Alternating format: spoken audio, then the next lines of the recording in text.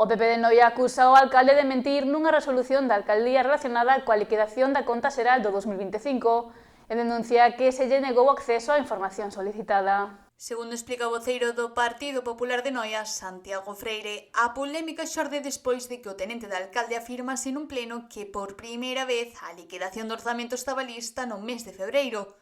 Con todo, cando os populares solicitaron acceso a esa documentación días despois, aseguran que o alcalde lles denegou a petición argumentando que a información aínda non estaba elaborada. Queremos deixar ben claro que os datos que levan transmitindo dende o primeiro momento que accederon á responsabilidade do goberno son datos falsos en moitas ocasións, terxiversados, manipulados e fundamentalmente con un ánimo claro que é desacreditar a xestión realizada por parte do anterior goberno, en moitos casos rozando xa o descrédito persoal e incluso profesional, intentando buscar unha situación de tensión, de confrontación continua, non só co Grupo Municipal do Partido Popular e do Noia, senón con aquelas persoas que se sinten identificadas con estes partidos. Os populares consideran que esta decisión supón unha vulneración do dereito da oposición a acceder á información municipal e a fiscalizar a acción do goberno local. Freire afirma que, tras 7 meses de mandato do actual executivo, o seu grupo atopou dificultades reiteradas para obter documentación do Concello. Por tanto, unha vez máis, dificultan a labor de transparencia, dificultan a labor de fiscalización e pretenden impedir que fagamos o seguimento correspondente das distintas facturas e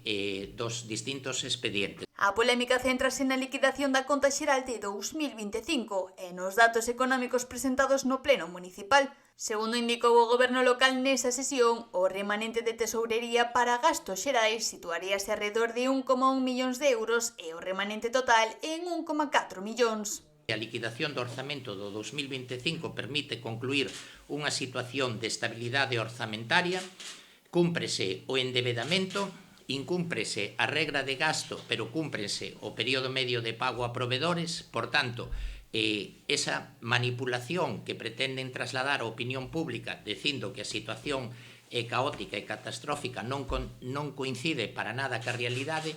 e os datos de remanente de tesorería do exercicio 2024 eran de 1.495.000 euros para gastos xerais e os do 2025 son de 1.100.000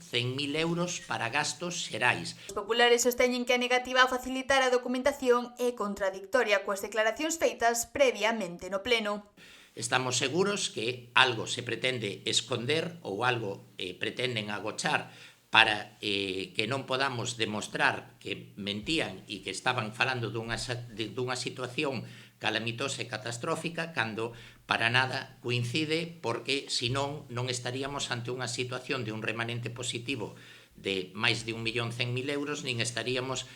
ante unha situación de cumprimento do período medio de pago, tal como acreditan os informes. O Partido Popular insiste en que estes datos demostrarían unha boa situación económica do Concello durante o seu mandato anterior.